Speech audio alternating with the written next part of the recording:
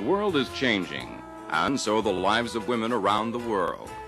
Recognizing the importance of women to social, economic, and cultural development, the United Nations has proclaimed 1975 as International Women's Year.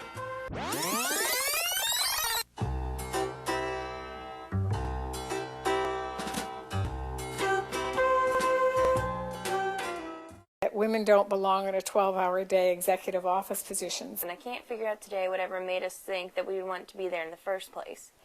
As long as that biology is there, women can't compete equally with men. A ratio cannot be made using disproportionate parts. Women and men are not equal. We're different.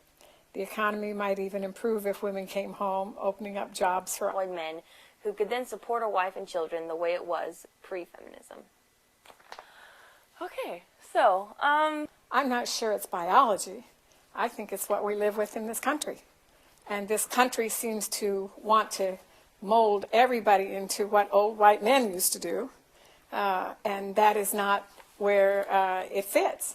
Like if you took out women and inserted some other minority, like, well, I think it'd be better if we just let all the black people not work so all the white people could get jobs. That sounds awful. I think all the gays should stop going in and stealing jobs because then there's, someone else could go do it and take care of them. It sounds awful if you put it in any other minority, so I don't know why it's acceptable this way. Sarah Palin was a wake-up call. Certainly my generation and those in the 70s and 80s just went ballistic with, this is not going to happen again.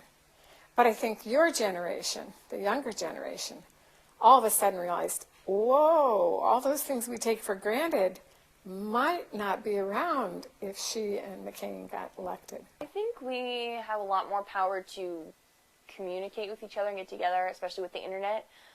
There's, the ability for women all over the world to get together and research things. I mean, we've got blogs where people can update news information and we can read about this stuff at a moment's notice. I think some of my generation wondered why it is what we see of the younger generation.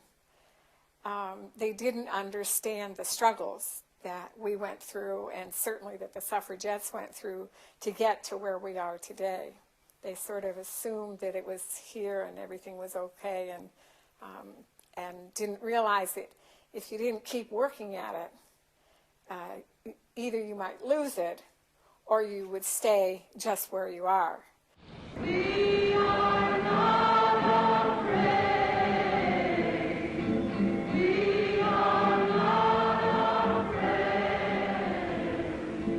We are not afraid today.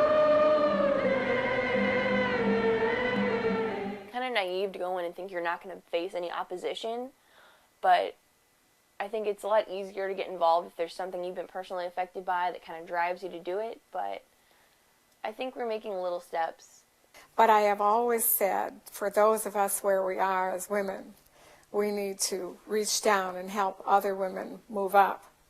But we also have to have them climb on our shoulders. They have to go up and beyond us.